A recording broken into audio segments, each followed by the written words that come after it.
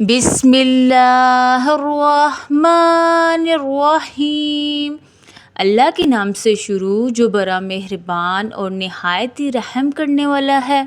صلو علی الحبیب صلی اللہ تعالی محمد۔ مجھے اپنے ساتھ ساتھ لوگوں کی اصلاح کی کوشش کرنی ہے انشاءاللہ عز و جل۔ چلے آئیے آج ہم اپنی ویڈیو کا آغاز کرتے ہیں۔ السلام علیکم ورحمۃ اللہ وبرکاتہ۔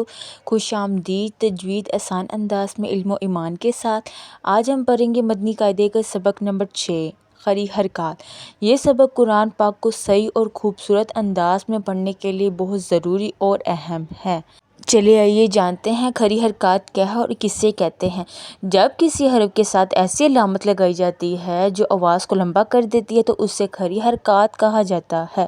یہ آواز مد لمبی آواز کی طرح ہوتی ہے، یعنی جہاں عام حرکت چھوٹی آواز دیتی ہے، زبر زیر پیش، وہاں کھڑی حرکات لمبی آواز دیتی ہے۔ کھڑی حرکت کی 3 اقسام ہیں۔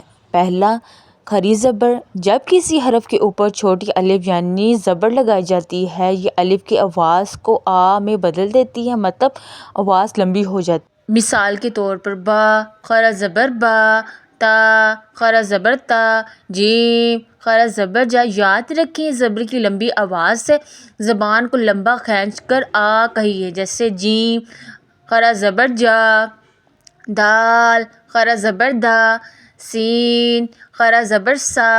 ان کو آواز کو لمبا کھینچ کر خڑا زبر پڑھتے ہیں، ٹھیک ہے۔ چلے آئیے اب ہم دوسری دیکھتے ہیں کھڑی زبر۔ جب کسی حرف کے نیچے کھڑی یا لگائی جاتی ہے، یہ ای کی آواز کو ای میں بدل دیتی ہے، جیسے با خڑی زیر بی، تا خڑی زیر تی۔ یاد رکھیں زبر کی لمبی آواز سے زبان کو نرم انداز میں ای بولے، ایسے سین کھڑی زیر سی، نون کھڑی زیر نی، جیم کھڑی زیر جی۔ ایسے ہم نے اس کو کھڑی زیر کو پڑھنا ہے، ٹھیک ہے۔ اب ہم دیکھتے ہیں تیسرا، کھڑی پیش۔